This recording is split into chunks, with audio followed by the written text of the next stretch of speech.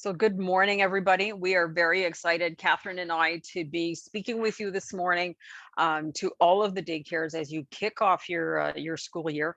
And please know how you hold a very special part in our hearts, because we know that the end of the day, in the morning when the kids aren't all awake and they're coming in and they're groggy and they're having a hard time leaving mom and dad, that you are the people that they get to come into attachment with, and you are part of the relay team that begins their day for those that are there in the morning, and at the end of the day who kind of gets the ripple effect of their day. If it was fantastic and they're like woohoo, then that's great. But if they've had a really difficult, challenging, frustrating day and they're tired, you also get those ranges of emotions. And I think there's a key part where I would encourage you, and I know that some of you have been saying it loud and clear many years, but the daycare must be included in everything that, some of our challenging students, their needs and particular things that are being done, so that you're in the know and you can carry that on and you can support what they're doing throughout the day, and know those special attentions that are being provided for them. So know that Catherine and I have been um, tooting your horn, okay, because we see that, we know it, and we feel it, and then you guys work so hard to build those links and to carry that and to carry them and to share with them the end of their day, and to the point where mom and dad come and pick them up, or whoever is the guardian that is coming to pick them up. So you have a key role, and that you guys, for us, it's you make a difference, and the Mhm. key is that's the message that we want to spread. Now, last year was quite the year, and you had great challenges, and we did a design of just what were some of the big things that were the challenges, the safety measures. They kept changing, oh my goodness, all the time. I want to hats off the emergency daycares, that you guys were key Oh, and yeah. instrumental in setting those up and providing the service with lots of TLC. It didn't mean that you were not alarmed or scared, wondering what the heck is going on, especially in the spring of 2020, because that's when the pandemic hit. Keeping the bubbles was not easy. Having different kids from different bubbles in the same daycare group, and some groups had up to like five, and how challenging that was, of how can we be together but keep them apart to keep them safe. And the whole safety element was so huge. It was big, it was a challenge, and oh my goodness, was how do we keep all of this together and still feel like we keep our head on. So hats off to you guys, the Yeah. challenges that you worked with. And what we want to really put out is you guys showed incredible compassion, resilience. You were great listeners. The determination, the teamwork together, the understanding, the perseverance, having a positive attitude. It wasn't always easy. And it was okay that sometimes, you're going, maybe that wasn't my best attitude today. But you know what? We're human, you're a human.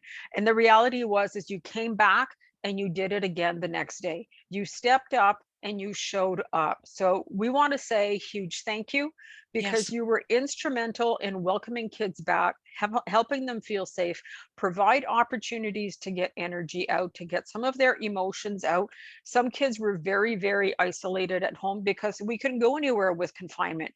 Yeah. So school was the place where they could see their friends. School was the place where they could spend time and play, but even that had limitations with the bubbles. Oh my goodness. Mhm. So you guys were quite creative and really tackled a whole bunch of things. We want to share with you this morning information around, you guys were able to have, with what you offered the kids, the invitation, the terrain, and what you offered, the kids were able to feel. And that Mhm. was huge, because one of the big questions that Catherine and I have had repeatedly since the beginning of the pandemic was, are the kids going to end up with mental health problems Right. coming out of this? And the key is not necessarily. Mhm. And it's all depends on the adults, how the adults are leading and providing support, but most importantly, providing venues for kids to get their emotions out.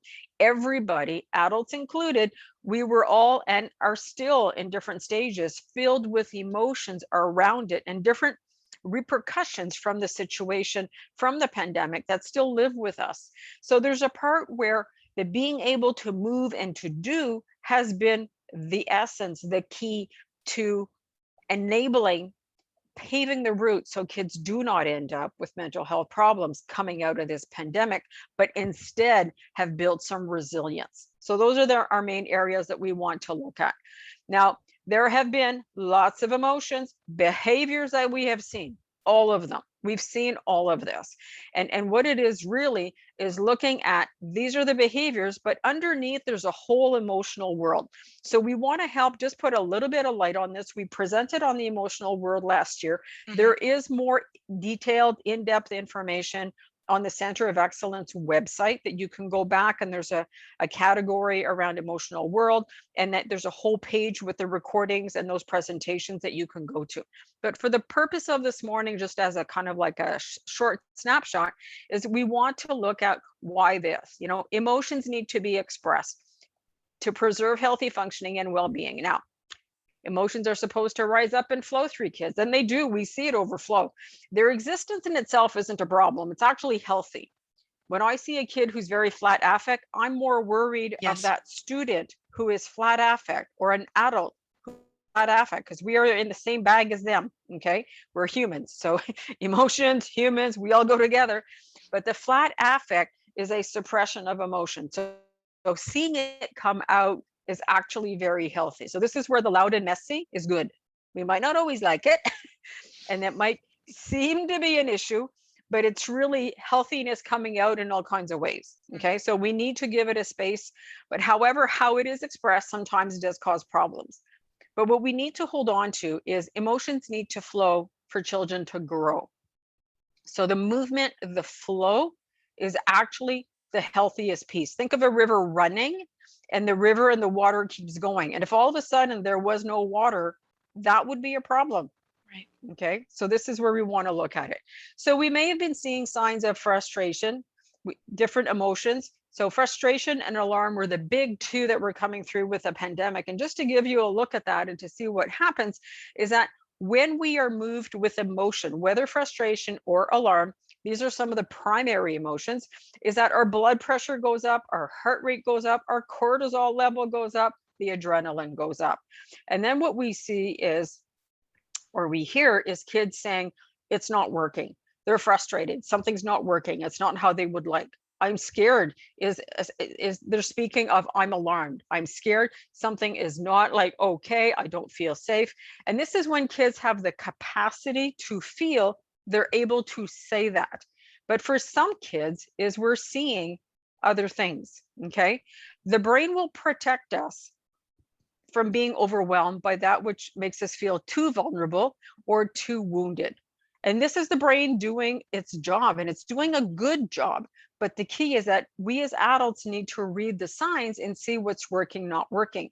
If there is more emotion than the child can manage, the brain will shut down the feeling part.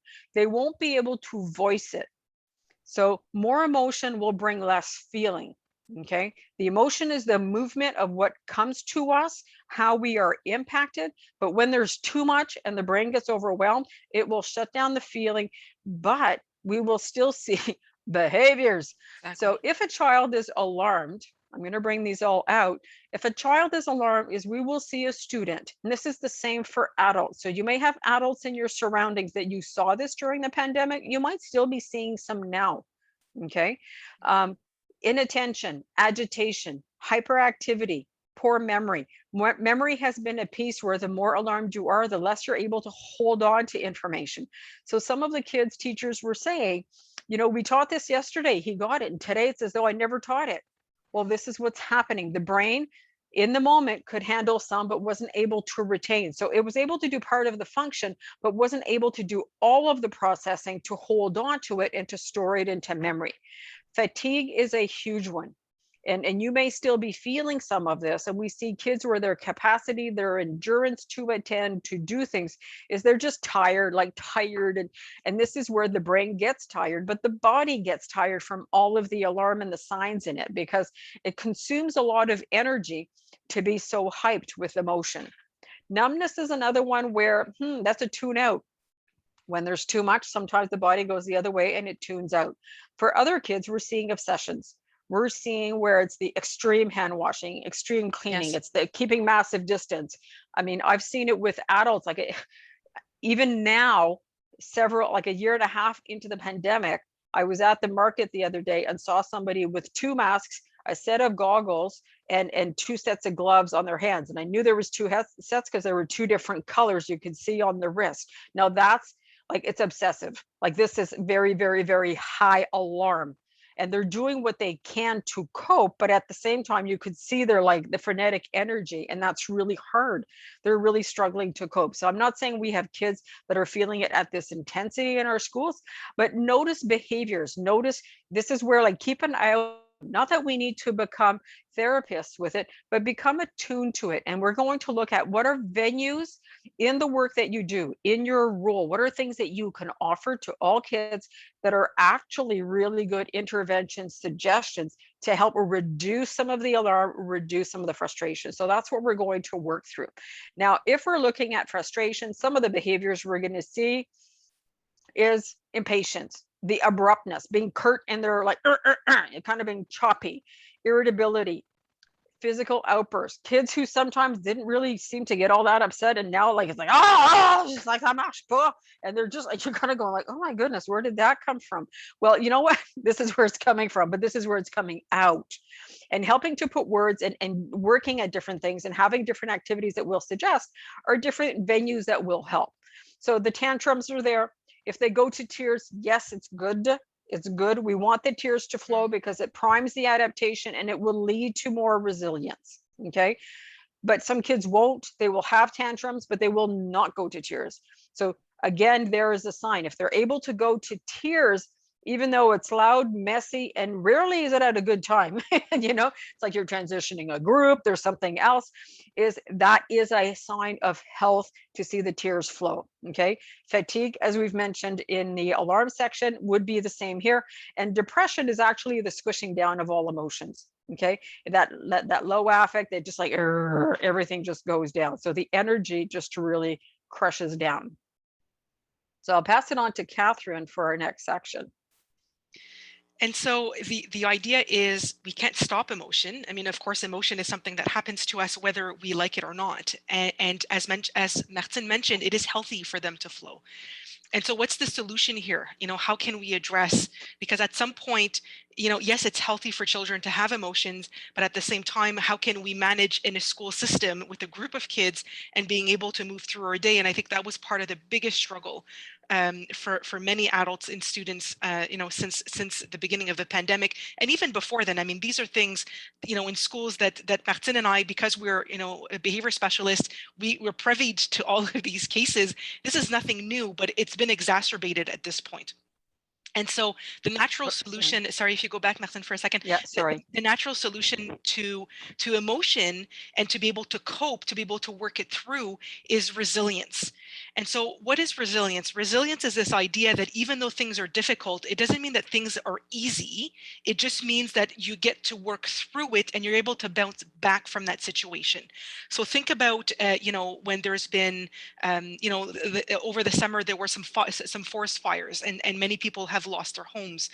And so it's not like as if people were happy about it or feeling good about it, but they were able to kind of work through it. And so that's what we're talking about, the bouncing back.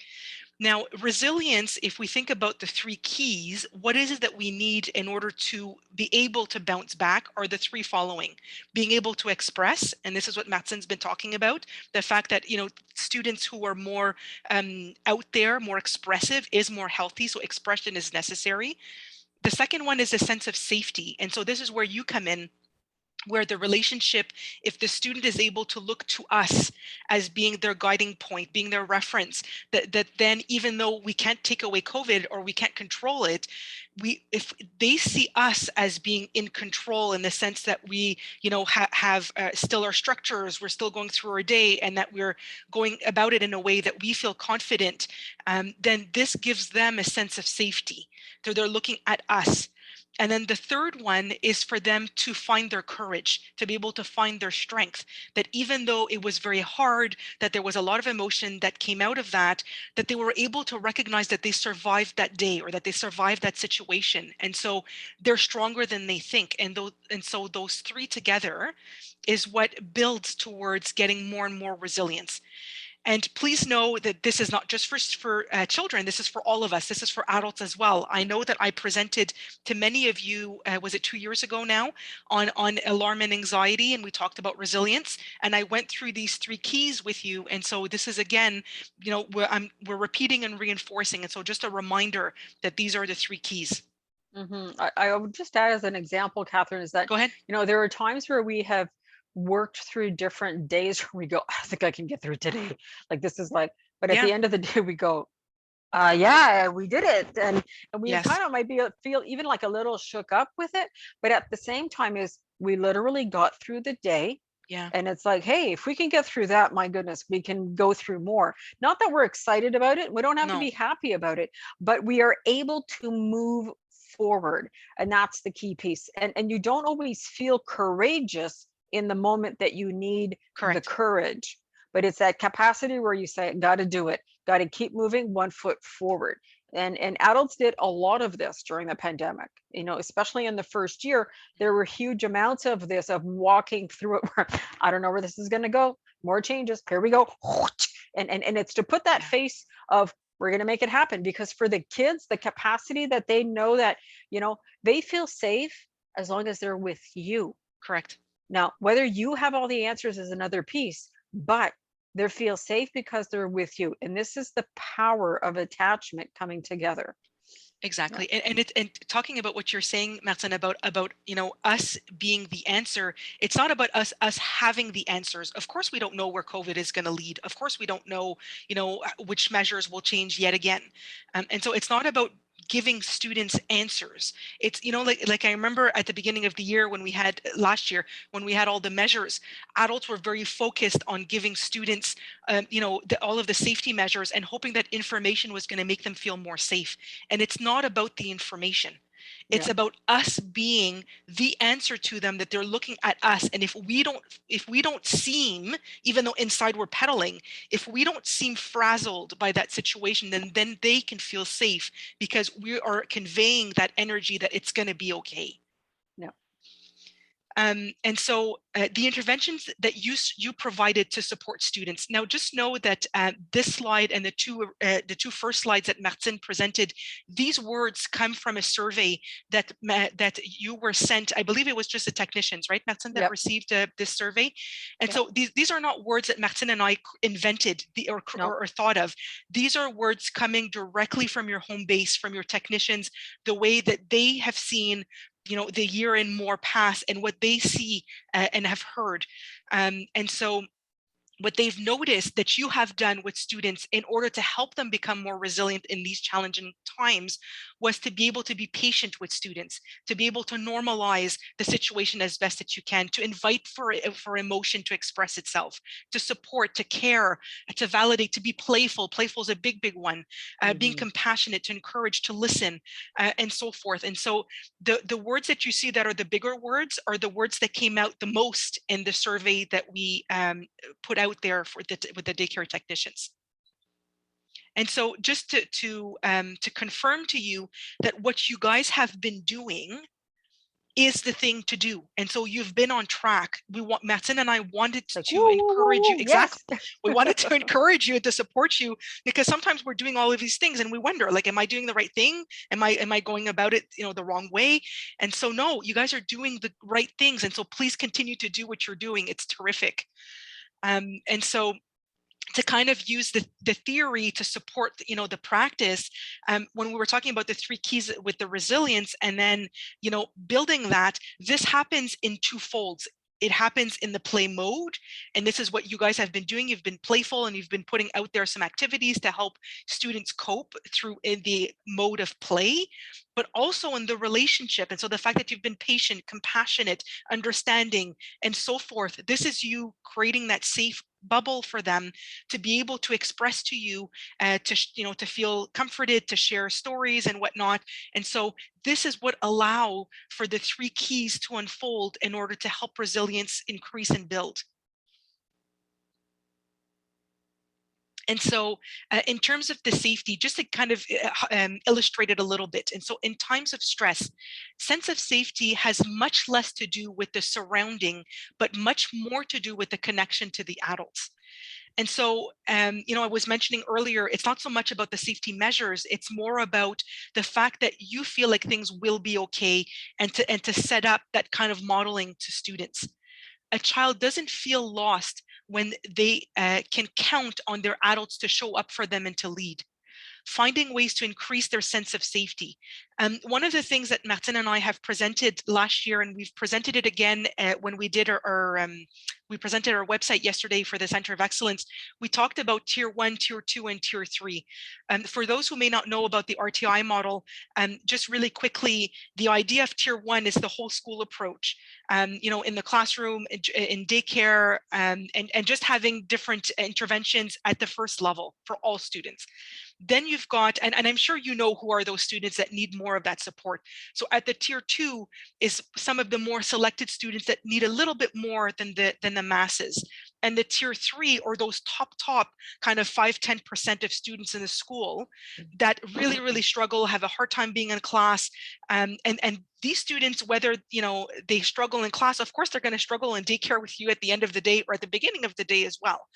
And so the idea is keeping that in mind. What are the support measures that we could put in place in daycare for all students, but of course for those top 2 and 3 students, in order to increase their sense of safety? And so this is the document that Martin and I presented last year. There is a recording that is available for it. There's also this sheet that is available to print out. If you'd like, when we'll send out the recording, we could probably put at the same time, Martin, the link so people can go and take a look at this document. And we've got suggestions at Tier 1, at Tier 2, and at Tier 3. Mm-hmm. The other thing that we've built this year, and this is brand new, and this is also offered to daycare, not just for teachers in the classroom or for support staff, is to look at, depending on the challenge at hand, whether the child is experiencing frustration or experiencing alarm, or there's some opposition that's happening.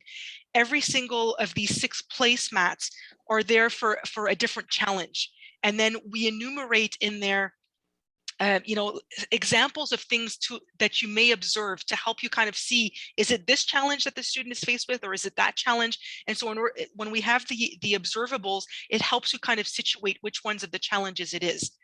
And then we've got recommendations, yes, in the classroom, but not just in the classroom. We've also put out there on the playground. And so for you daycare, who, you're not just in your daycare rooms, you also take students outside on the playground. What could be some of these challenges that you see? And then being out there on the playground, what are some of these suggestions of intervention that you could, to be able to help the emotion to come out? Again, what Martin and I will do is we'll also send a link for these placemats, so you can be able to take a look and download them. And so, so the first bit was safety. The second bit is expression. And so how can we help students come alongside them to be able to release? And some of it they very much do on their own. And of course, the emotions come out left, right, and center. But I would say to encourage you to also set up some occasions, some activities where you can help them come out. Because one of the things that's interesting is if you do this in a prevention mode, if you're able to help them release this, let's say first thing in the morning when they come to you at daycare, this will set the stage for the rest of the day and help them kind of bring that cup down and not to have that overflow of emotion. But in order to help them express, at the bottom line is, can we adults accept the fact that these emotions are there, and that even if the child is afraid of something that doesn't make any sense, emotions are not rational. And so can we accept the fact that these are irrational and that they may be unreasonable, but how can we make space for those to come out? Can we normalize the feeling rather than trying to treat the existence of it as a problem? Can we make room for the feeling rather than trying to get rid of it or to suppress it? I think if we take an analogy Go there, ahead, Catherine, Martin. is if a student is feeling nauseous, we don't say, oh, you shouldn't feel nauseous. We're Right. going to say, do you need a quiet area? Do you need a compress? Do you need to Mm, go to the washroom? Do you need a drink of water? We're going to offer different things. If they're nauseous, we're not going to say you like don't feel nauseous. And if they right. look like they're going to throw up, we're going to direct them to the washroom or a garbage can. So making, like, we know we can't stop that. emotion needs to flow in that same way. So there's a part where we often don't have it, like I said before, in good timing. But the key is that if it's there and we can do something about it, and we can do it regularly, it will help to reduce the intensity in that moment, but also over time. Mm-hmm. And so here are just examples of, just to compare the language, because sometimes, yes, there's the body language also in the, in our energy, but also in the words that we say sometimes to students can make such a difference in the approach. So I'll just compare two different types. So one would be where and it doesn't mean that we're wanting to dismiss or to invalidate, but that's how it comes across. So saying things like, don't be silly. Why are you afraid of that? You see, everything turned out fine. All that worry for nothing. That's enough. Cut it out. And sometimes, when we say these things, it's because ourselves, we're at our wits' end and we've had enough and we're exhausted and we just, want to get through the day. But just keeping that in mind, the difference. And so I'll just give you the another approach to compare. Wow, that was really scary. Everyone gets scared at times, even grown-ups. Yes, even me. Even though everything worked out, I know you were really worried. I see that's very frustrating for you. Let me help you with that. One of the things that I realized working, in schools is that sometimes adults are afraid or worried that if they validate the student's emotion, that it's just going to open the door for even more, and that the student may be even more scared or cry even longer or be frustrated even longer. And the truth is, it's actually the opposite. The more that Mhm. we can normalize and name and validate, and that they can feel understood, that they can feel heard, it's actually the opposite. There will not necessarily be more, perhaps the first moment or so, because there's more that needs to come out. But over time, there may be less and less of that. And so just to keep that in mind. The other thing is that as we name and validate, is we're helping them grow in their capacity True. to take up a relationship with their emotions, because sometimes there's behaviors coming out, or they're very antsy and they're pulling at us on our sleeve and miss, and it's like, oh, I see you're very anxious or you're very excited, and the kids don't have the language of the words. So by Mhm. us providing that, is that over time is they build up a language. So then, like 2 months down the road, you might have a kid who's hopping up and down next to you saying, I'm very excited, because in you modeling is they've been able to pick that up, to learn that and hold on to it. And the other part is, we don't need to fix everything. But Correct. when we name things, oh my goodness, that was frustrating. You had 3 things that were frustrating in the day. That's like a big tower of frustration. Oh my goodness. You don't need to change anything about it. But by putting words to it, it helps them go, oh, so do you need a break now? Is there something you would like Mhm. to do? So we name it, put perspective to it. But as the adult, you don't need to fix or change everything. And Yeah. often adults feel that if I talk about it, or if I kind of deal with it, it means like I have to take on the responsibility of it. No, we don't need to. But by helping put words to it, we are actually actively helping kids grow in their emotional development. But we don't need to carry the weight of it. So I That's a think really that's great that's point, another Maxim. piece, is to just Yeah. help people know, like, oh my goodness, that's frustrating, or you're very sad about that. My goodness, I can see that. And we don't need to fix anything. But by naming it, it is a huge awareness of bringing them into becoming aware from the emotions that are happening to them, and can we prime a little bit of the feeling, and then getting some of the words to it. Mhm. And so the challenge when dealing with problems rooted in emotion is that, can the student express without repercussion? And the idea of repercussion is not necessarily that we will punish them for their emotions. Sometimes students are very, very sensitive and they pick up on certain things, or they anticipate certain things. I've seen many times students who are easily anxious, and that before even walking into school, before even coming to the building, they're already imagining how things will be. And so how can we help them through experience, even though they already have this preconceived idea that their emotions will not be invited? How can we counter that and to make space and to invite it? And so as an adult, how can we help emotion find its expression? And so an example would be, I see you're having an emotion in you that needs help getting out. Here, let me help you find a way. And it doesn't mean that we know what the way is, and this is the fun part. Let's explore ways. Let's Mm. try different things and see what works. And if this doesn't work, let's try something else.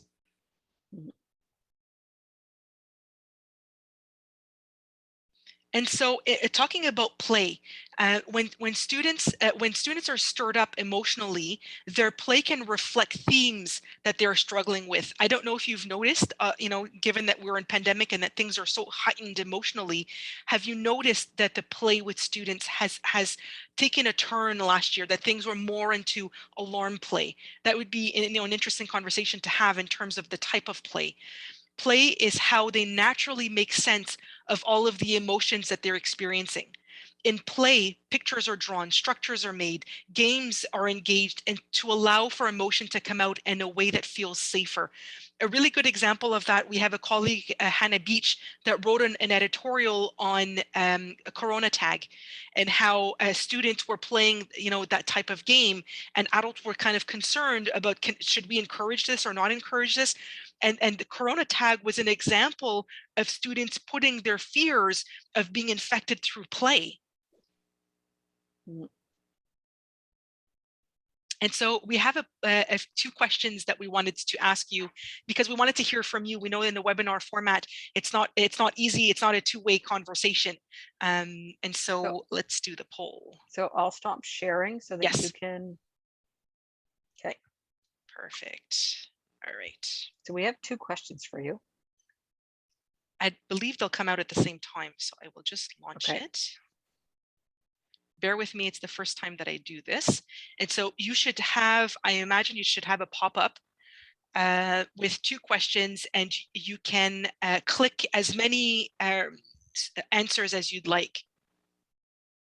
I'm going to let you know that on question, because I have the pop-up also, Catherine, okay? You see it? So on question 2, please scroll down, because there are more examples than you initially see on the screen. So once you've answered question 1, please scroll down to see all the options on question 2. Perhaps I'll read it out loud just so people can, just in case. So the first question is, which emotion did you see being played out through children's play? And so anxiety, alarm, frustration, aggression, opposition, fear. And so we'd like to hear from you because, we're not with you when all of this was happening during daycare time. And so it would be interesting to see in terms of the poll of what are the emotions that come out the most. The second question is, which type of activity I mistyped it. Which type of activity do you generally offer when you observe your students being charged emotionally? And so arts and crafts, community puzzles, 3D building games like Legos and marble tunnels, straws and connectors, group physical activities, yarn projects, puppet making, team sports, yoga, stretching, quiet and fine motor activities, and board games. And so it'll be interesting to see what comes out. There's no right or wrong answer. And perhaps there's some that are not there that you would have put. I see somebody saying that they're not able to click the responses. I'm not sure. Are others able to click and submit their responses?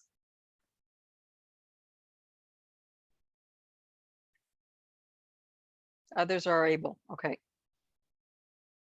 And I don't see what you see, because I'm given that I'm the one who set out the poll.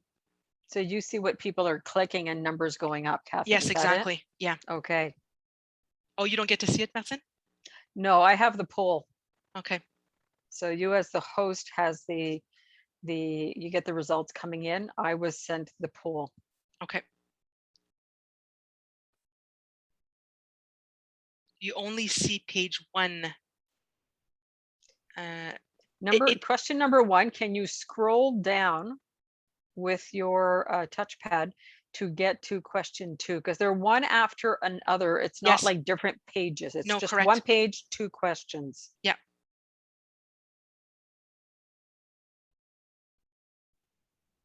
Yes, there were only 2 questions. Same page. That's it. Yeah. So I don't think that you need to submit. I think that you just click, and then it kind of. I think that as you click, it submits automatically, so Catherine can see.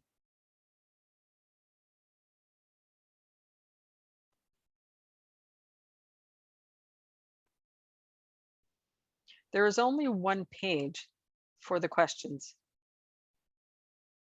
Somebody's saying that there was a submit button at the very bottom. Oh, there was? We don't get to see the other side, and as a panelist, I can't vote, but I don't have a submit button either, so I couldn't see that. Okay. Well, it's good to know. At least we know See, for the we're see, future. we're taking a leap with you guys this morning. This is our first time with a poll. Yeah. We knew we were safe with you that we could do that. Uh-huh.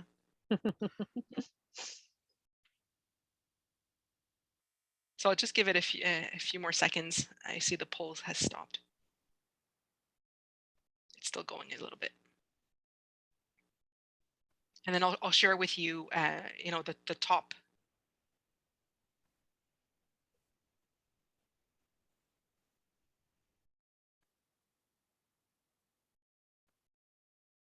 Somebody's saying that when both questions are answered, you're able to submit. Oh, okay. Oh, so now we know. It's a learning experience. It's one of these forward. Exactly. Okay, so I will share the poll with you. So in terms of the first question about which emotion did you see play out through children's play? We're not seeing the results, Catherine. No, I know. I'm going to say it verbally because I don't think that I can share. I think you can, because I've seen it when I've been on a conference Really? where they could share the results. Hmm. If you want to try. All I have is end poll at the bottom. Okay. 1 second. If you No. end the poll, are you able to? Okay, wait. I'll end the poll and see what happens. Do you see it now? Oh, share results. Ha! Okay. There we go. Yeah, okay. So we see number one. Okay. Very interesting. So those who didn't have a chance to finish answering, I'm sorry I ended the poll, but at least we've got a lot of answers. So it seems like frustration is the big one. Frustration is the top one, and then quickly after aggression, and then anxiety. So those are the top I'd like to three. just make a distinction because frustration can be very low keyed. It can be more of a grunting groans and like, and the aggression is very much that behavior coming out. And it was very normal to see so much frustration and aggression when we think of how many things we were told we could not do, not this way, not like that, can't do this, you can't be in your group, you can't go this, you can't. I Yeah, a mean, lot of no's. it Can't see was your like friends. walking it was like walking a maze where the doors keep shutting on you, where you think you've got like, okay, we've got this, it's gonna go well. No, there's something else I can't do. So even adults were feeling extremely frustrated, Yeah. and that's one of the big emotions that we saw coming out in sessions and supporting people saying, yeah, but Martine, we can't do this, we can't do that. It's like, "Ugh." And it's like, yes, but and by talking about it, it was huge. So Hmm. yes, so some opposition is often underlying with alarm, where like, you can't make me because I don't feel safe. So then Yeah. it's the you can't make me, and that's their body and their brain trying to give some sense of control and safety, but it doesn't mean it's real. Okay. Hmm. But it's their like perception is like yanking the brakes, putting on the brakes. And yes, a lot of anxiety. We had a lot of kids very, very worried, a lot of adults very, very worried, wondering how, like, how are we going to get through this? What's going to happen? Um, Hmm. Absolutely. Well, thank you for that. That's And really then, helpful. yeah, absolutely. And then in the second question, a few are tying at the top. So I see that the three top are like arts and crafts, the 3D building game, the group physical activities, and then there's Mhm. the quiet and fine motor activities. Right underneath, you've got board games, and then the team sports and the others. Yeah. So, and these are just examples, right? I'm sure that there's other things that you do with students, and we just at some point we had we only could put so many answers. Mhm. Anything No, else you that's wanted to great. say about that, Matson? No, well, I think the key is that it is not a one size fits all, and that I think in daycare you have a latitude that's even wider than classrooms for being spontaneous and providing different types of activities Yeah, and switching things up. And I know that there was like a whole slew of constraints last year, but even within that you yeah. used the latitude that you could, and I think that's the key piece. And providing different things for different kids is really the key, that it's not one size fits all. As to, sometimes I need a quiet time activity, and there are other times where I need to move, I need to get on my bike and move, or go for a good power walk. And it's although, it's both things are very good for me, is it doesn't mean that when I need a good power walk and you say, well, let's do the quiet activity, and part of my part of me is just going, no way. You can't make me be quiet because I need to move. So, and when we understand that, and we're able to adapt to that and Mhm. provide that for kids, this is where, one, you are meeting their needs, but they feel heard, they feel their needs met, and it's normalized, and it's just a part of the day. I just needed a really active time, and then I can settle down and do something quiet. But having some of that flexibility, I think, is really, really key. And you guys Yes. showed quite a bit of that last year. Somebody said routine and structure really help, as you said prior, and movement is a huge one. Hmm. Mhm. And the structure and routine to do a piece on that was huge in providing a sense of safety, a sense of order, a sense of Yes. predictability, Yes. where I know what comes next. Yeah. And actually, for our most challenging students, the safety measures, the spots on the ground to stand, the tape on the hallways, on which side do you walk, the certain things, you only go in by a certain door, out by another, made it very clear for them as Mhm. to what they needed to do. So some of our challenging students actually had an easier time managing than some of our main groups, because it was loud and clear. It wasn't supposed, it wasn't expected. It was named and named and named and named. And that's what needed to happen all Mhm. the time to keep people safe. So that became reassuring within a context of alarm. So they could hold on to that. And that was key. So yes, structure and routine is always good to settle the brain. And there are times we need some flexibility, but there can be, on the other hand, that there are times where there is no flexibility. And there could be no flexibility last year with the safety measures. Right. And the safety measures that they're going to ask us to put in place, we're going to hear more, because I know there were meetings yesterday with public health, Right. is that we're going to need to put those into place. And those are non-negotiables. It's like a safety belt in a car. It's not negotiable. Mm. It just is. But there's a part of the brain that when the adult holds that stance, it helps kids feel safe, because what? You care enough, and you care so much that you're putting those parameters for them to keep them safe with you. And again, it's you being with them and that whole energy that really makes that huge difference. So in terms of the play, when we were talking about resilience earlier, there was the two, having the safe relationship, but also to be in the play mode. And so just to make the distinction of what we're talking about when we're talking about play, because of course there's so many different forms of play, and not all forms of play are true play. Like a sports activity would not be considered true play. Video games is not considered true play. And so what do we consider as true play? And so the idea here, what are the elements that qualify it as true play? It would be that when the student is in that mode, that whatever it is that they're doing, there's no real repercussions. It's not for real. They know that it's make believe. They know that it's for exploration. And it's not for work. So like when we're talking about sports play, or even certain board games where there's an outcome, where it's about winning, then that puts pressure and it takes away from the true play. And so true play is not for real. There isn't work to be done, in the sense that there's no true objective to be attained. And then the other piece of that is also the fact that it's expressive. So for example, a student who's watching something and that they're more in the passive mode, the idea is what comes from inside out, and that they're able to express out, where the student feels safe, that they have the freedom of expression, and that it's engaging for them, whatever activity that it is that they're doing. And so make believe play is part of it, but that's not the only thing that is true play. There's many different forms of true play. Mhm.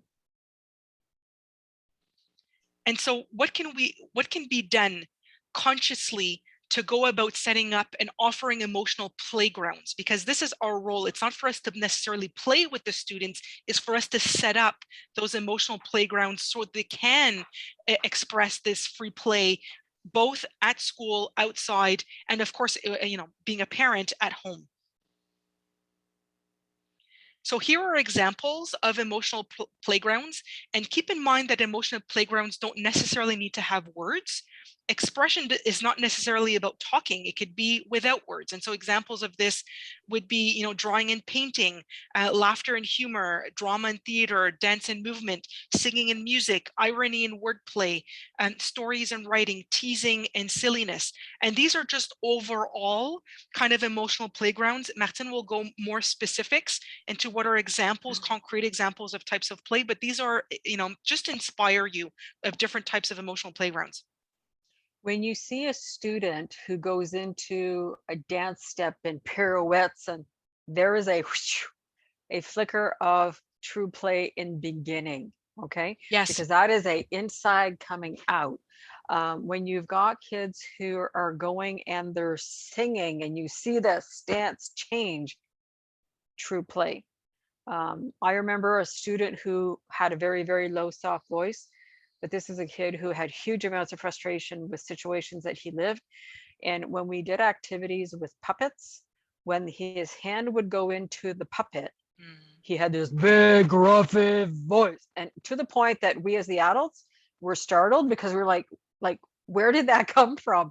And it was like, here he was under a table, sticking the puppet up, and it was like this big gruffy voice. We didn't see him initially, but and it was like kids were doing different things, and he just had come out with the puppet, roar, roar, roar, roar. And we were just like, oh my God, who's down there, And it was like, I didn't know he had that voice. So there was that expression coming out. So, and sometimes it's like at moments where we least expect it, but it's like giving, and when we see some of those, Yeah. is give it some space, give it some space, and fall into that playfulness of it, of whatever it is that's going on. Mhm. Okay, a lot of emotions come out of that. Yeah. Mm. Somebody said it's about providing the tools and the area where they can use their imagination. And so you've got it. It's exactly this. It's not about us doing it with them, setting it up, where we're orchestrating everything. It's just about having the materials, the conditions, and letting them Yeah, go. exactly, exactly, absolutely. So when we talk about putting frustration into play, there's so many things that we can do. And I know that you do a number of these things. The other thing is, Catherine, is I think we'll Mm. send the PowerPoint to people so that they can Yeah. have the link. And if you want these ideas after, because it's a lot of different things, if there's just Mhm. some pieces you want to hold on to, but anything around constructing, having a wide range of materials, like don't stick to one thing. Allow the biggerness, whatever is possible. Is there a space where some things can be start to be built and continue? Forts are incredible. Old cardboard boxes. Speak to your secretary and janitor. If your school gets big boxes for something, can some of those be kept to be used to create things? Okay. Building Lego blocks are always a top notch. Marble mazes, catapults, inventing things, creating things, crafts, having things of all kinds of textures and colors, and things to manipulate, and they may be using them in completely different ways of what you were expecting, and that's okay. And this is where we give it some time and space. Sometimes kids need to make things perfect, like you see that everything needs to be aligned, Mm. things bother them, they got to trim the edges off and the whole bit. Those kids will, things like puzzles, having a community puzzles, being able to share into it, share, search and find activities, cup stacking games, so you can go through dimensionally and build and have more movement and stuff. Organizing and orchestrating. Your kids that are busybodies, that need to, like, want to be controlling people, there's a lot of frustration in them, is can we give them a task? Could they be helpers to organize a Friday activity, and they've got different things during the week they need to be preparing for that activity with the group? So rather than having, instead of going heads to heads with their bossiness, is how can we channel the energy and give them a little area to be kind of in charge of, but in a playful way, and then and it could be on rotation at different times. It doesn't mean we then assign them to this job, but it could be, this week, would you like to? Or is there something you have in mind that you would like to? And let me know which Friday you'd like to do it. So we can give them some space to maneuver in, but at the same time is we're providing them with an outlet to put some of this energy out. Okay. Mhm. Um, Kids who have impulses to attack and destroy. Sometimes people get really scared with this and they go like, oh my God, you know, but let's provide what they can destroy.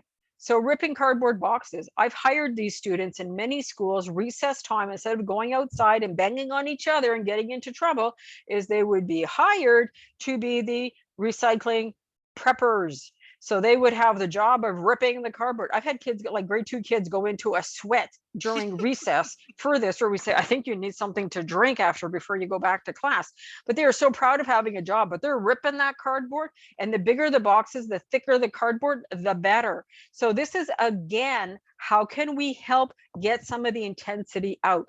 Do we have target zones? A couple of our schools have target zones painted on the school. They can play with tennis balls. They can play with snowballs in the winter. This becomes a appropriate use of snowballs. Instead of smacking at each other, is smack it to the wall, put a cone area to delineate to keep it safe so nobody's crossing, the balls coming through. But that is, things that can happen. Set up obstacle courses, have the kids design obstacle courses, and then kick balls around. They're having to focus, they're having to kick. It works, it doesn't work, but they're getting energy and they're getting frustration out. Any game that can involve screaming and getting it out. I put examples of tobogganing. I love it in the winter, water slides in the summer. The in between, well, we need to say what are games or things that we can do that will encourage, get the screaming out. Kids who are like rah, really loud. Young kids, like Who's the Loudest Bear is a great one, but you can find other ones where, hey, I can't hear you, and that we can get into that, because if they get it out outside, there will be less inside in them, but it would also decrease their aggression and their level of violence towards one another. Attacking games, things like playing dodgeball, water balloons when it's hot, play fighting, fencing with pool noodles. Nobody's going to get hurt. The one rule you put is no face, no face. But you can let them get it out, give them space so nobody crosses in between and gets hurt. But pool noodles can be a great tool. One of the things that we also look at, we've been doing a thrust. I'm excited to see that we're going to be doing it in a number of schools, is the disc drumming with pool noodles. Yes. So this is, again, something there that could be happening. So just to explain that a little bit quickly, the mechanism of what we're trying to see happen and what is unfolding is that when frustration at the top comes down the pike, this is the traffic circle with Dr. Neufeld. And for those of you who have done the aggression course or sessions with us, this is very familiar. There's a piece that's been added from our reference with Tamara Beach. No, I mixed them. Hannah Beach and Tamara Stryjak is the venting and release piece. And this is where we can intervene. So frustration comes down the pike, and our first impulse is to try to affect change. When it works, fantastic. We follow the green arrow, the energy goes out and it flows. Fantastic. The frustrated energy has gone out. If we hit a wall and it's the futility, then the energy continues on its way. Does it go down to adaptation? Do I feel sad for what's working, what's not working? I'm upset. Can I feel that? If I have the capacity to feel it, then I adapt and go, well, okay, they don't want to play with me, so I'm going to go play something else. I felt it. I'm moving on to something else. If I can't feel that, it's too vulnerable, and I defend against that, where it's like, they don't want me to play well. Yeah, well, I'm going to play into the game. I'm going to make it my game. And then it keeps moving and pushing. Here it builds in intensity. And the venting and release is the step where we can intervene before it goes to attack. The more that we can provide venues for venting and release to happen. Venting is where we often see it as the verbal, okay? So either talk it out, scream it out, like rah, rah, rah, get something out. The release being in your physical body energy in different ways. The more that we can get it out, we are reducing the likelihood of it going to attack. Because when there's attack, there's somebody's going to get hurt. Somebody will get hurt. And then we have more to deal with. So when we know that we have kids at the end of the day who have a good baggage of frustration, if we are wise, we are planning activities to get them to move, to get them to scream, to get them to get energy out. They will have a capacity to then be able to come down more easily and be able to adapt and function to what you're going to ask them to do. So if we're able to get out, move, get it out, coming back will be easier. Okay. Now, on the CABM website, we have just launched yesterday, and this is what Catherine mentioned before, is our new members website. I would encourage you to go see all of it. but there is a huge buffet of information there. Yeah. Okay. But it will be at your fingertips. We'll send you the link for that also. Okay. But I want you to go have a look at, please, in the building and creating the resources there to provide more ideas, to help find ideas, especially for rainy days too, when you can't get out and you Yeah. might have access to the gym, but on rotation and maybe not all days. So different things there. So we've got a collection of different resources there, but also in the emotional release area, you will find different activities there. So one of the things that we want to really encourage is to have variety, that you have group activities that you rotate and alternate. So the one on the top left is um, um, a pool noodle, big activity done with music, like in the gym. So you've got lots of space. The whole body can move in all kinds of directions. But the same activity can be done slightly differently in the classroom with pool noodles. Now check around, ask around. This is the time to be buying pool noodles. 2 months Yeah. from now, we won't be able to find them. Okay. If your school does not yet have, encourage that you buy some and that you hold on to it for groups and that you can share them. So as long, we'll see what the public health measures are. Do they need to stay within a class for only for a certain group, or are we going to be able to share amongst group? And how that part needs to be determined. But this is a great way to get lots of energy out, that kids can create routines, that you can create routines with them, use different kinds of music, different rhythms, but lots of movement and opportunities for that to happen. Okay. Provide space for building. Kids need space. Like classrooms that are completely cluttered are really hard to get frustration out or to move and get creative. You might even want to move some things to create some spaces if you need to. But if you're able to, if you have the luxury of working in a class that is not cluttered, that is delightful. Because when you got floor space, kids can, for some kids, just going flat on the ground with what they're building and doing, or like mural coloring on banner paper, just that flat on the ground is a great way to just decompress from the day. So be creative, and here's just a photo of, like, different ways to build towers. But it does not need that we need to buy a lot of things. You have a Mhm. lot of materials and resources. It's a matter of sometimes thinking slightly differently of, how can I use this? What can I maximize? And again, being attuned to the different examples and ideas of what you can bring to your students based on their needs, because it won't be a one size fits all. And as you know, kids tire of different things. So you don't need to everybody have the same materials. They could be shared amongst your groups. Okay. Now, to help add to your tools, we have provided and sent to each of the schools for you as the daycare groups, is a package of Lego activities. These are different. Catherine and I are on a mission this year of, there's a whole Lego project of looking at gathering activities for students K-6. Okay. And what we have done now is taken a selection of that, because the whole project is not yet finished. It's coming this fall. You will hear more about it. But we have sent a set to each of your schools. They are color printed, laminated, okay, of different activities that can be done with your students. So at different levels also. So this is to have as your kind of like master set for you guys to see them like ready to use, and some are on a keyring. Okay. But the key is, this was a set to be provided for you guys to all see what they are. And what we're going to do is send to the technicians all of the links for these documents, because Yes. these are all free documents that we have been able to gather, and resources and things that we pulled together, so that if you want to make multiple copies for each educator, then you guys could do that.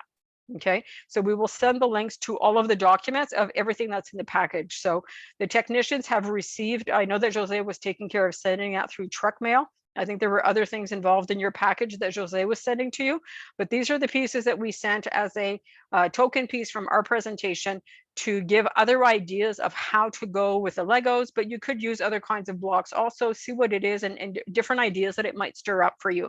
So we thought it would be a fun way to kick off and give you a bit of a Yeah.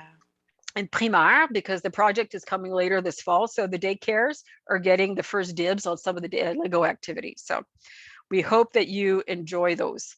Now, we need to really come back to the essence where, and we're hearing a lot about it, the science is proving it, that play is a need for kids. We have different resources and we have more on the CBM website. We have a whole section on play. I love the top one with the kids, you know, um, but we need to really see play as a need, a daily need. As much as they need to eat, they need to play, they need to move. Playtime should not be earned. It should be scheduled. It should be protected. Um, the more that a child is in trouble, the more that they have a hard day, that things were not working for them, that means they need more time to play. Why? It's not a reward. It's not a reward. It's a need. It's like going to the doctors, going to the dentist. They need to play because this is where the emotions will come out. This is where the flow will move through. And this is how they're going to be able to make sense of more of their world. We need to help them build language around it, but we need to preserve that it's like a precious, precious piece of their day that needs to happen. You Yeah. guys have a key time with daycare time to see how that can be preserved, protected. And I think where you run into some struggles sometimes is when you have a homework time and the kids don't want to do, is how can we work around that?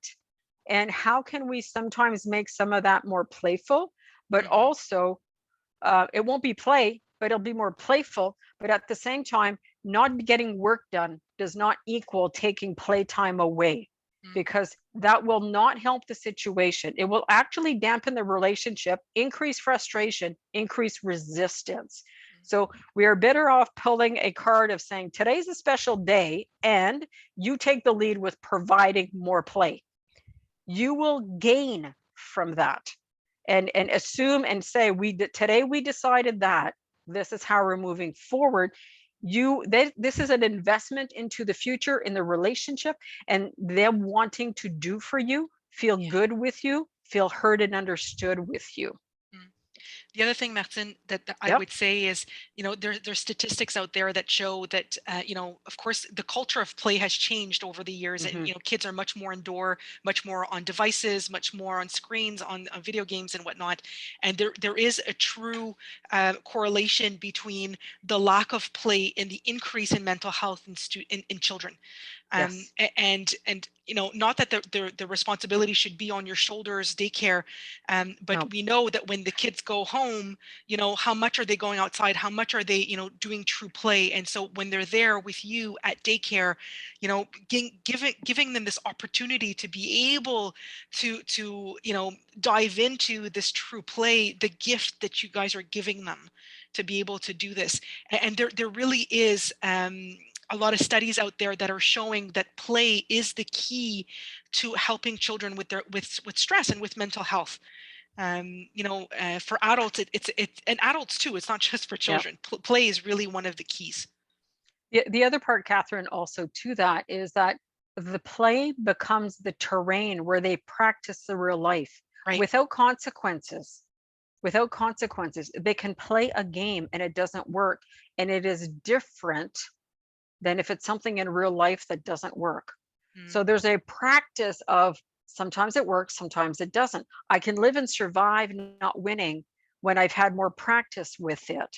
Okay. So this is a part where we need to see play as the terrain Yeah. where real life is practice, where you learn, but nobody really gets hurt. We're doing it for fun. And if it switches into not being fun for anybody in the play, this is where the adults need to step in and say, oh, this time is finished, we're stopping. And so there has to be a beginning and an end. Right. Sometimes we need to orchestrate the end to keep things safe, emotionally safe, physically safe, depending on what the play is. But the reality is there are times where our best intervention is to stand back and observe. And if it's unfolding and things are safe, things are good, we give it the time and space. So additional time outdoors, if in your schedules, I would strongly encourage, as long as the weather is inclement, but I would even encourage outdoor time when the weather isn't so great, but to be just appropriately, because that's actually really good for kids too. Mm. So I think we have a big push for play. We love play. And so our role as the adult when we're talking about emotion is really about adjusting what we see. And so depending on how we see it, if we understand, now that we've walked through this presentation with you, understanding that, emotion happens whether or not we like it. It's not something we choose, it's something that happens to us. And understanding that as children mature, they'll be able, slowly but surely to manage their emotion to some degree. But even some, many adults, and many times we have a hard time managing our emotions. And so understanding that it's part of the process, it's normal, it's nothing to be alienated by. And so by Mhm. adjusting our view, this helps to be able to adjust the way that we'll stand and the way that we'll address.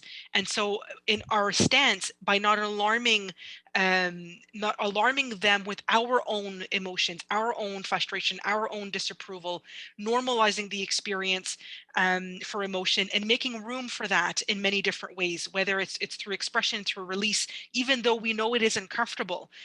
There was a question that came up, and I just want to read it because it fits right into here. Where somebody said, amazing presentation, very helpful, very challenging to implement. As educators, there's a lot of pressure to keep the discipline and the control of the group, especially from our technicians, was the comment from somebody. And so, yes, you're right that, the what's the line between keeping some, because of course you get, it's not like as if you're outside on a weekend and you can go crazy, and that there needs to be some boundaries. Yes, there needs to be some structure. And so what's that fine line between the structure and yet keeping some space for the emotion to express itself? Martin, Mhm. did you want to speak a bit more to that?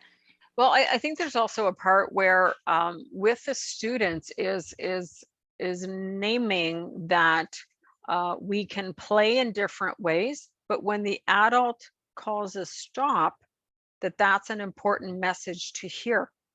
you know and I think that there's a piece there where that also helps to keep it safe, but it also helps to not let it spread out too much.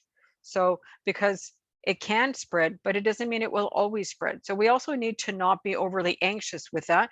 The other thing is we can do it within certain parameters.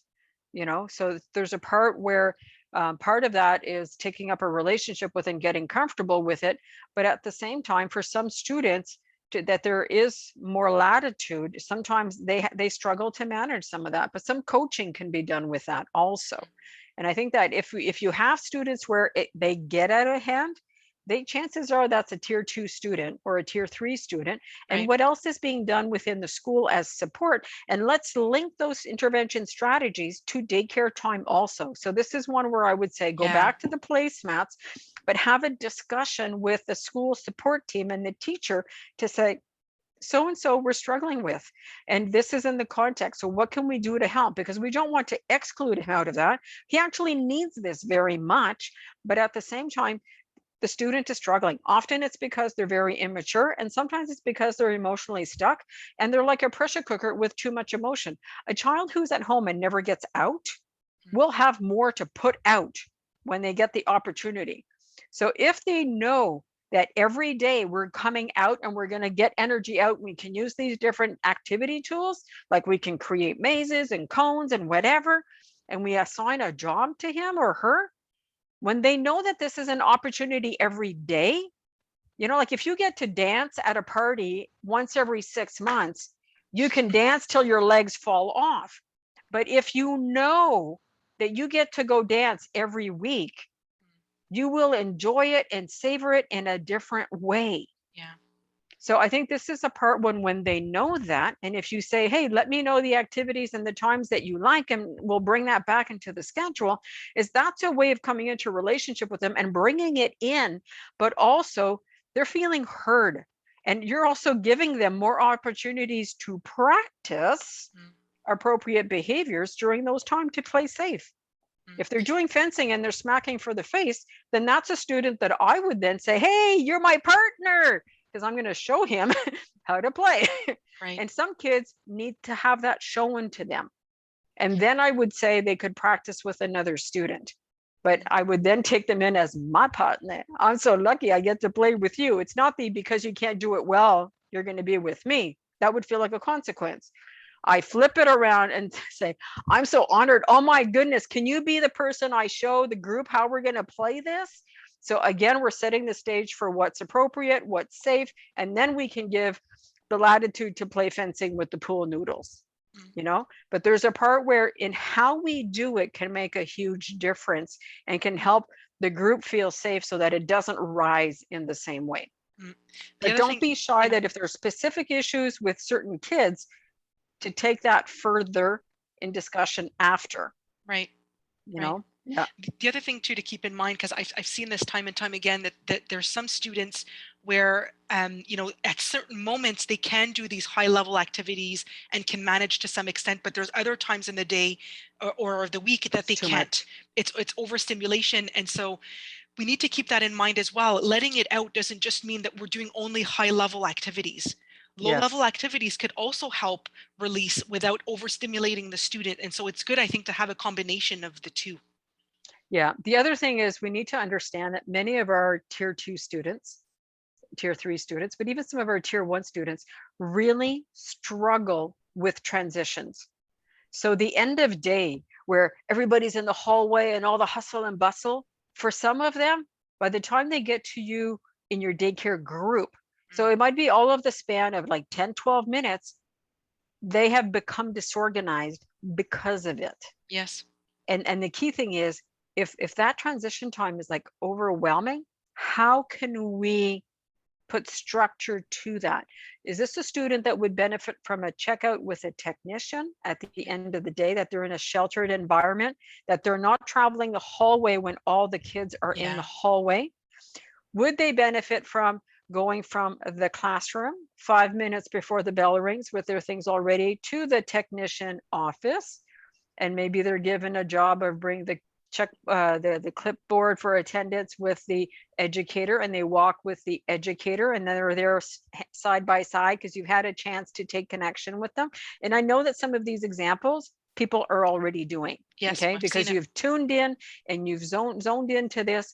But again, that adapted intervention for that student can really have an impact on how the rest of the day goes with the entire group, because when they disorganized or they're very agitated and they're all over the place, they're not doing this on purpose.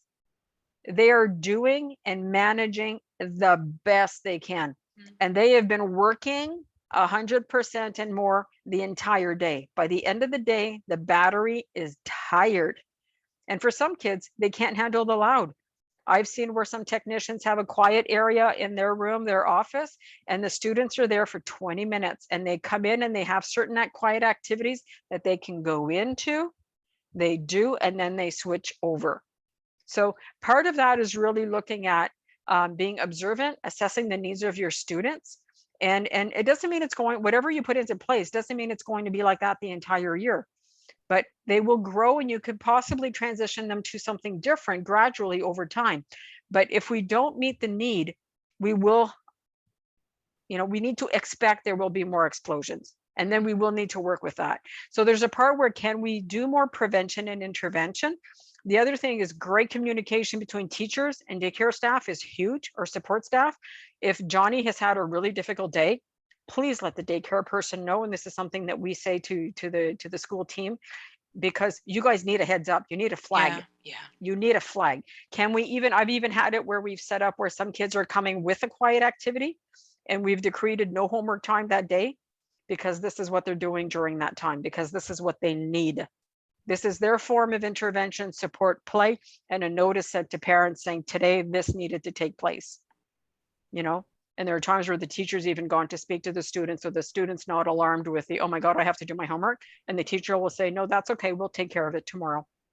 So enjoy this. Have a good time tonight. The only task I ask is you go out and have fun, play, get to bed at a good time, and I'm looking forward to seeing you tomorrow. And there's the way of bringing the whole team together. Mm. Yeah. Mm. Okay. So this is a wonderful, wonderful new project that we want to see light at Riverside School Board. There are other school boards in Quebec that are jumping on the bandwagon for this. This is a book. I don't know if any of you have heard of this book. I believe that at the minimum, the books will be purchased In your and schools. in your schools.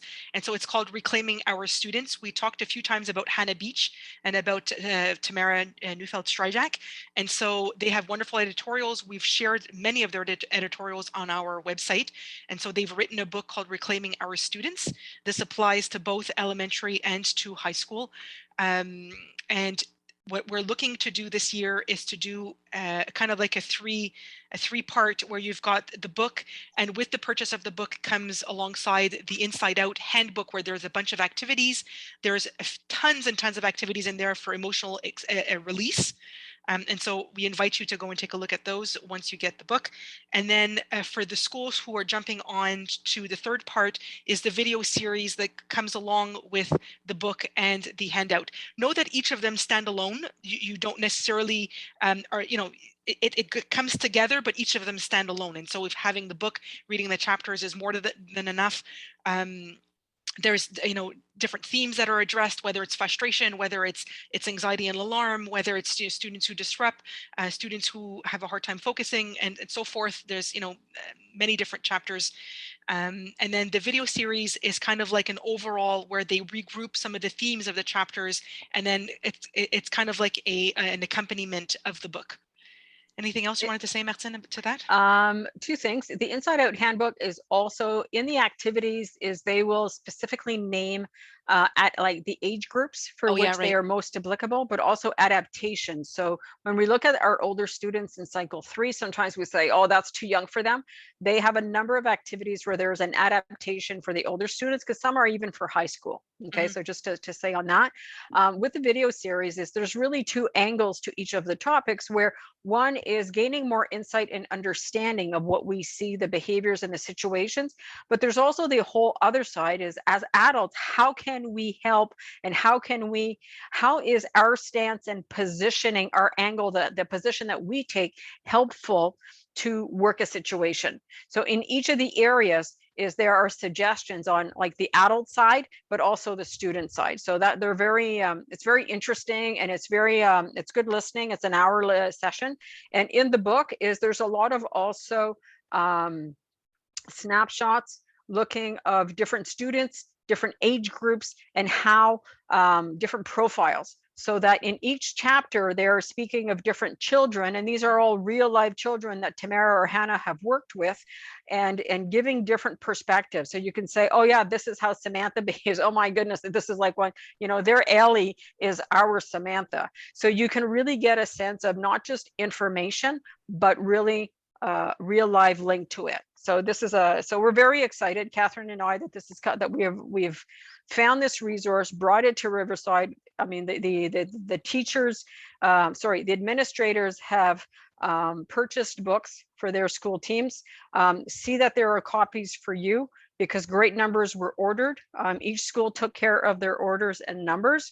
But we're also working at with Hannah for the translation of the book, for it to be Yes. translated into French. Yep. The Inside Out handbook is only in English right now also, but it will become translated, so we can let you know. The video series are in English, but will only be in English, so just to let you know. Catherine and I will be looking at troubleshooting sessions throughout the year, so more information will come to that you guys can come and sign up and to attend those sessions also.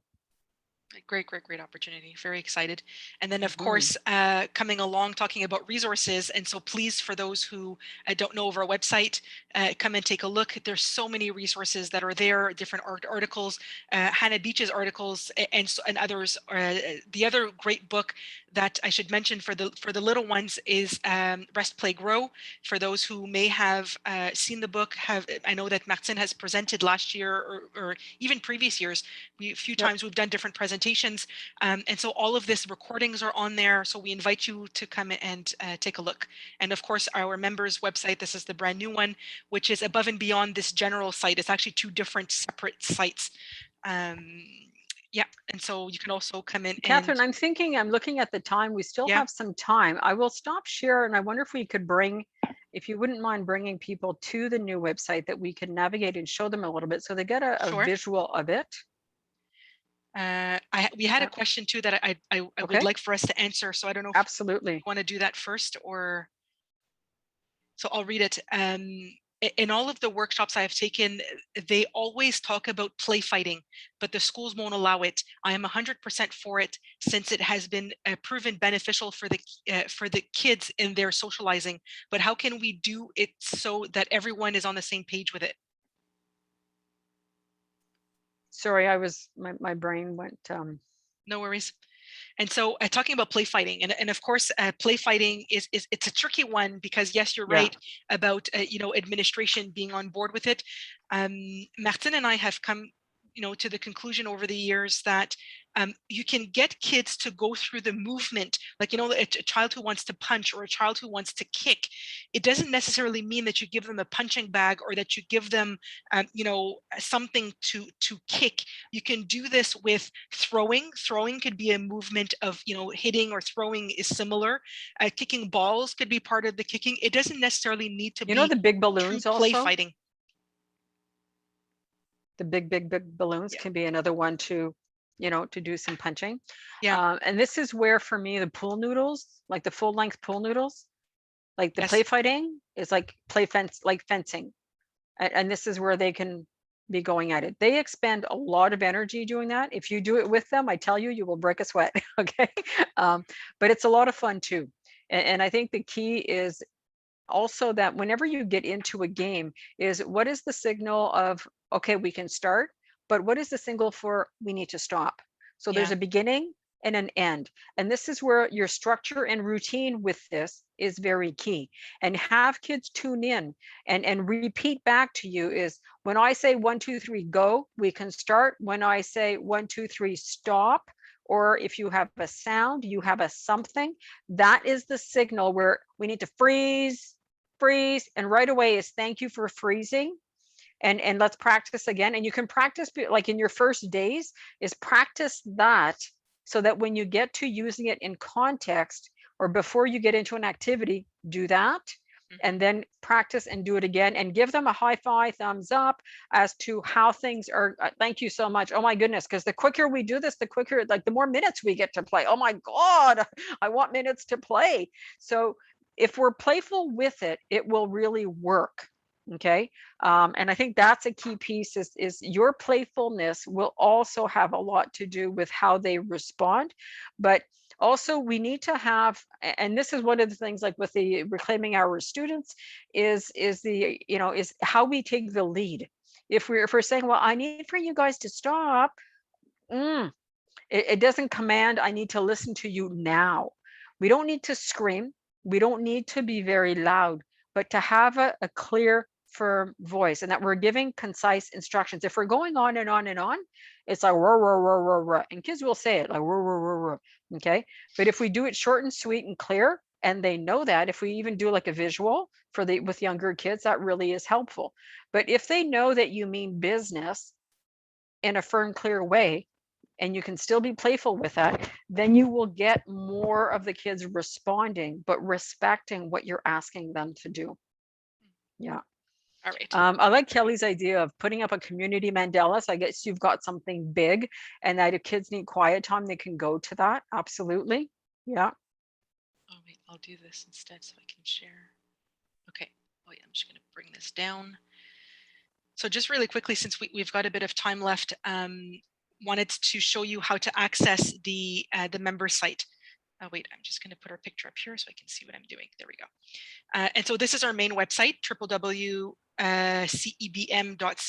And so once you come onto this website, you will see here members.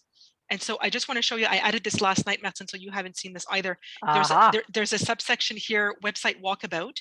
And so if you go and you click here, it will bring you to the recording of the presentation that we did yesterday. And I put up some of the key slides so you could see a little bit of what the website looks like. And then you have actually the password, but I also put the password here. So if you click onto here, it's cebmmember.ca. It will bring you to the new website. And then the password is CEBM in capital, and then members in small letters, and then all together. So go, and then it will bring you to the brand new website.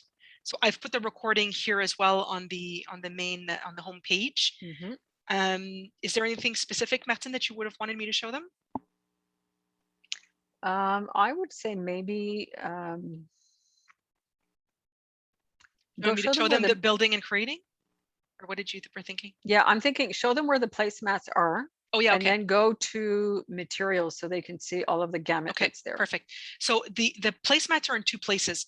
If you go under challenges and you want to see, let's say, frustration and aggression, you will find the placemat for frustration and aggression specifically. So if you scroll it, this is more of a visual map. So if you go underneath, so now I've put the French, you have the English and the French that are next to each other, that are available for the one challenge. If you want to see them all together, you can go Catherine, here. just hold on. Show the map sheet.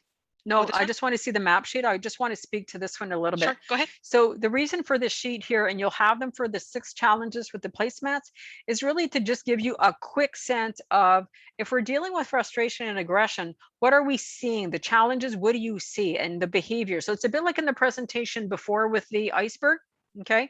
And what are the theories that we're working with? What's behind? Where do the behaviors come from? And then if we're looking at tier 1 interventions, that is for like a whole group, overall group. What are the practices that will help in the classroom? And then materials in the classroom. Then we go into tier 2 and 3 are combined together for practices outside the classroom and materials outside the classroom. So this just gives you kind of like a quick overview, but then when you go into the placemat, there's a lot of really different things that you could look at and say, oh, do we have this? Can we do this? Or in the classroom that you're working with that student, do we have access to some of these things? Is there a personal bin that has been created for the student? Could he or she also use it during daycare time? So those are the kinds of questions that you can be asking and working with these. Thanks, Catherine.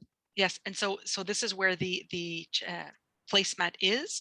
And then if you want to see them all together, if you go into practices underneath intervention planning, so if you click into here,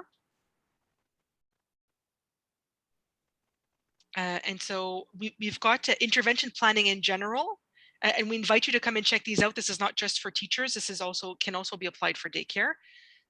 This is the one I was telling you about that we have on our presentation. It's right here to be able to download at tier 1, 2, and 3. And these are also in a different format during transition. This actually may be really interesting for daycare being during transitions. Yes. And so you've got them in English and in French. And then the placemats are right here. So you've got them all. So we've got 6 of them. You've got the English version, and then right underneath, you've got the French version. So they're all there. So the challenges that we have is the blue one is frustration. The green one is more of the dominant student, the alpha behavior. The yellow one is the resistance and opposition. The orange one is the alarm and anxiety. The purple one is a student who is disruptive, who has an alarmed type of behavior. And the last one is the student who's defended and hard to reach. And so these are the 6 that we've created. Of course, it's not all of the behaviors. These are like the most common, the primary ones. Yeah. And so this is in the practices section. Where did you want me to go next? Maybe just show the materials. Okay, so in the materials, I'll just go to building and creating because that's what we had in our presentation is the second one. So this is where you would find, if you want to know a bit more, Martin created a video capsule explaining the materials that we have and about the approach. Here is the famous binder. We're actually in the midst of translating it. So we'll have a French version soon. This is a poster to create a section. And then here I just have some quick I just want to say, like, the binder of activities will show a range, but it's also like it's 50 pages of information, visuals of different activities, but also the how to introduce them as intervention material so that it's not just stuff, it's intervention material because it's used with a whole intention and purpose in mind. And so you see here, you've got the different, if I open it a bit bigger, you have the different sections that are within the binder. So talking about the setting up of the area, the construction mazes, fine motor activities, yarn creations, individual projects, community projects, and then store-bought games. So these are all the sections that we have within the binder. Okay. What else did you want me to show?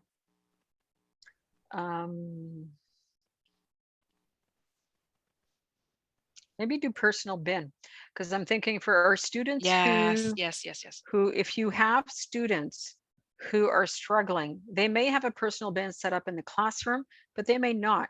But it might be interesting that at daycare they do. Okay, so here would be on the left hand side, these are the ones that you see that are the rectangles with the triangle on the left hand Yes, that's the corner. play button. That's a play button. So anytime you see that, this is either a recording or a video capsule. Video capsules are a few minutes or a few more minutes, depending on how much information we wanted to share or felt we needed to share to help for it to really be helpful for people. But having a personal bin or like a personal choice board might be a good tool with some of your students. Mm-hmm. So go have a look, see the information. If you then have questions, don't be shy. You can send us an email and we'll be happy to help you out. Okay, Mm-hmm. but we've put some starter resources here. I think the other piece we want to mention, Catherine, is just if Mm-hmm. you go to the top of the page, Mm-hmm. is the tabs that you see on the right hand side Oh, are yes. all related to. Do you want to speak to that? Sure. Okay. What we did for, in order for it to be user friendly, because we know our material and we know what goes what with what, and so this was a way for us to kind of cue for you, for example, a personal bin. Why would we use a personal bin? And so, what would be the literature that we founded ourselves on to have this purpose of the personal bin? What would be examples of challenges that a student would have, whether it's frustration or alarm or sensory issues, where we would suggest for them to have a personal bin? What are examples of strategies that would go with the use of the personal bin, that goes hand in hand? And so it's just a way to kind of cue you to other pages onto the website that we feel are strongly connected to the page at hand here. So that's, and we have Mhm. this on every single page. So if I go back, for example, to building and creating, you have here on the right hand side, similar, and they're not all the same from one page to the next. We really kind of tailored it for it to fit with whatever page is there at hand.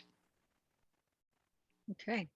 Uh, I yep. think we can stop sharing and take questions. So this gives you just Yes. like a very intro to the new website. Yeah. But the email that will come to your technicians will be loaded with information and the links. So that way we can make sure that you have everything available at your fingertips. Hmm. If you have questions, I please think put them in the chat. I think there's one here. Last year, because of the bubbles, the groups had each of their own sets of tools. The students had a set aside. Had a set aside of materials to go. I'm sorry, I can't read this properly. To go. Do you see the question? To go right away. It was helpful in creating a calm environment right off the bat. So talking about the bubbles, I guess that there cannot be cross of sharing, and so to set up materials specific for that one student or for that one group, and so Mhm. it was easy to locate. I guess is what you were trying to say.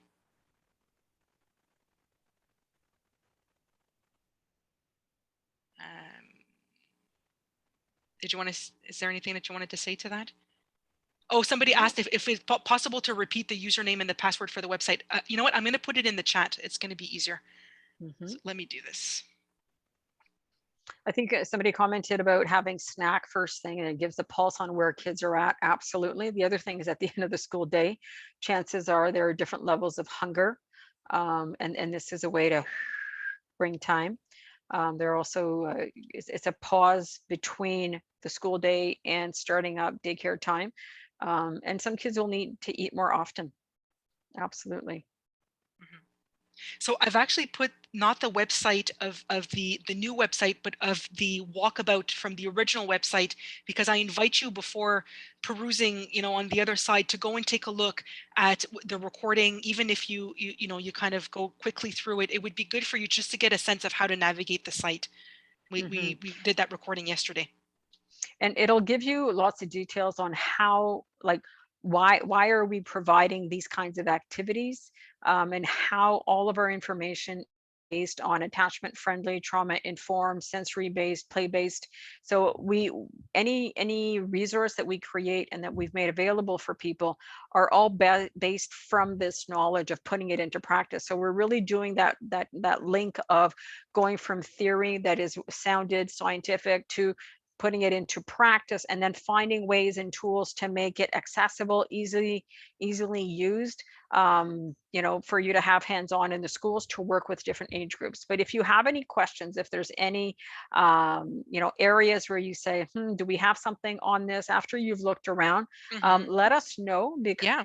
some of the areas last year were built, like the indoor recess project, the brain breaks project, where we took so much more time and energy, and there are recordings there, and all the resources are there that are downloadable.